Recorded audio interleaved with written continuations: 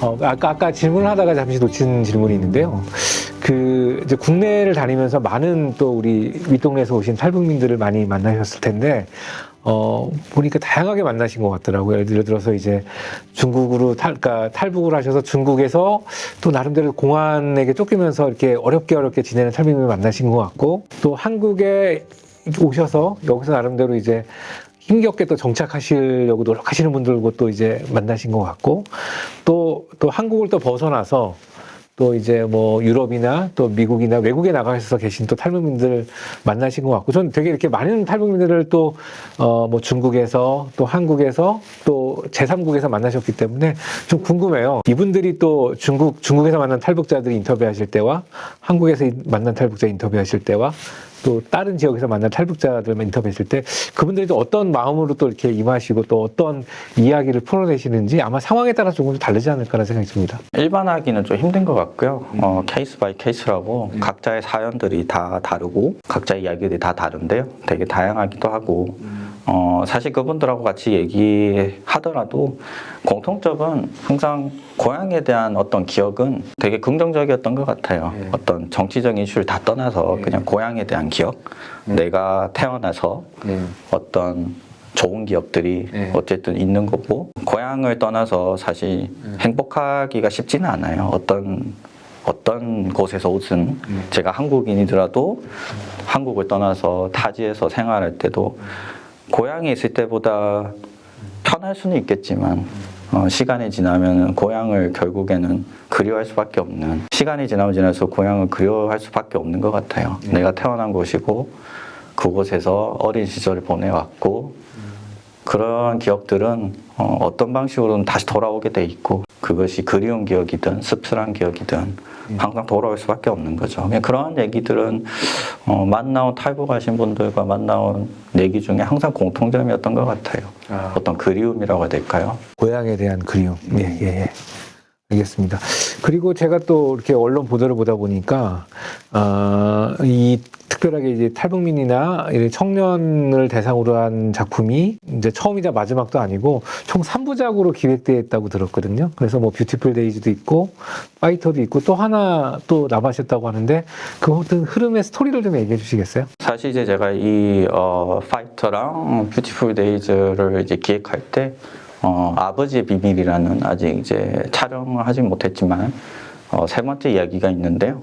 뷰티풀 데이즈가 이제 중국인 아버지와 북한 엄마 사이에서 태어난 중국인 청년의 이야기라면, 진아는 이제 북한에서 태어나서 북한에 탈북하면서 이제 한국에서 정착하려는 청년의 이야기라면, 세 번째 이야기는 이제 한국에서 태어난 북한 아버지와 한국인 엄마 사이에서 태어난 한국인이죠. 어쨌든 그 아이가 청년이 되어서 이제 군대를 가고 제대를 하게 하면서 겪게 되는 어떤 정체성 혼란, 그리고 어떤 갈등, 가족의 갈등, 그리고 회복, 뭐 그런 이야기예요. 그렇게 제가 청년에 대한 3부작을 사실 기획하게 된 거죠. 그러면 지금 쭉 말씀을 들어보니까 이 이제 세 부류의 청년이 나오잖아요. 세 명의 청년이 나오는데 이 청년들이 나중에 지금은 청년이지만 또 10년, 20년 뒤엔 또 기성세대가 될 거잖아요. 이 친구들이 자라서 기성세대가 됐을 때는 아마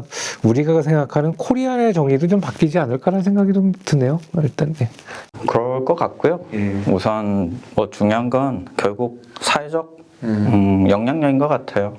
어떤 지금 세대, 지금의 사회적 영향력이나 교육이나 어떤 문화적인 영향력이 지금 청년에게 어떻게 가느냐에 따라서 사실 다가올 그 코리안의 정의는 다르지 않을까. 과거에 있었던 일은 사실 바꿀 수는 없어요. 바꿀 수는 없지만 다가올 미래는 사실 지금에서 시작하면 바꿀 수는 있어요. 저는 항상 그걸 믿고 있고요. 그걸 뭐 한 번에 바꾼다기보다는 과거는 이미 일어났기 때문에 뭐 타임머신이 있지 않는 이상 사실 바꿀 수는 없고 늦지 않았다고 생각해요. 언제든지. 미래는 어떻게든 다가올 것이고 결국 그 미래를 대비할 수 있는 건 결국 현재밖에 없다는 거. 현재는 항상 현재일 것이기 때문에 네. 10년이 지나도 10년 뒤에 나는 현재에 있을 것이고 네. 그 현재에 나는 어떤 위치에 있고 어떤 생각을 가지고 있느냐가 저는 중요하다고 생각해요. 네. 감독님하고 좀 말씀을 나누다 보니까 한 단어가 생각이 나요. 뭐 어떻게 환대라는 말이 생각나요.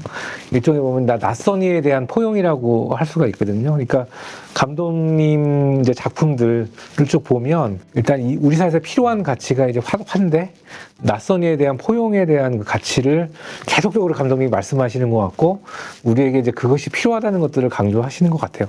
제가 맞게 해석했나요? 사실 이제 저도 프랑스 있을 때 학생 시절 때 그런 것들을 많이 느꼈어요. 사실 불어도 그렇게 잘하지 못하던 시절에 학교에 들어가서 혼자서 있는데 그때 어떤 프랑스 친구 하나가 저를 부르더라고요.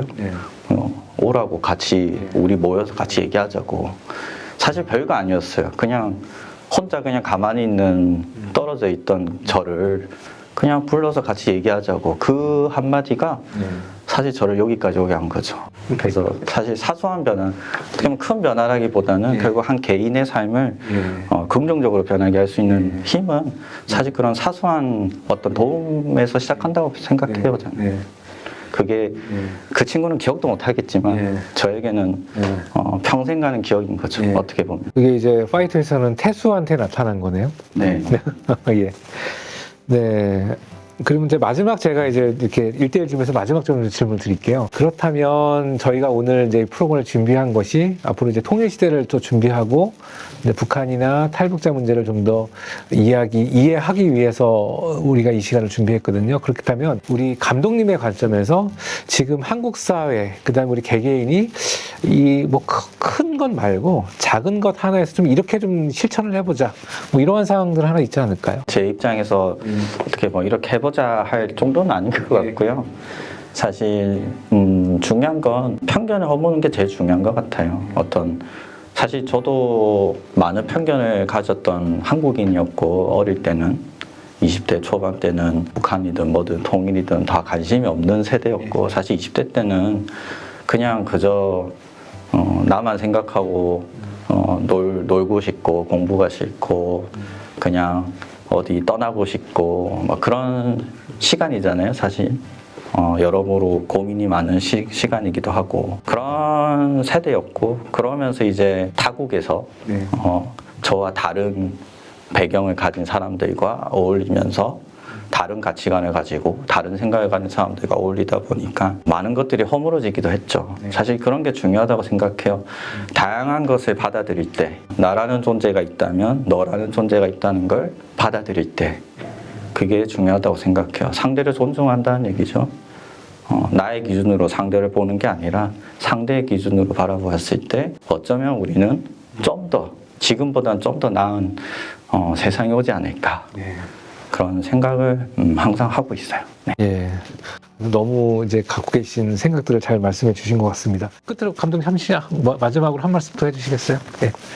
네, 어쨌든 늦은 시간까지 이렇게 영화를 보러 와주셔서 감사드리고요. 무엇보다 뭐 제가 드리고 싶은 말씀은 다양한 영화, 다양한 언어, 다양한 사람들, 다양성을 많이 겪으시고 많이 경험하시고 다양한 경험들을 많이 하면서 지금의 현대를 사신다면 지금보다 좀 더 다른 생각을 할 수 있지 않을까 그런 작은 희망을 해봅니다. 네, 감사합니다.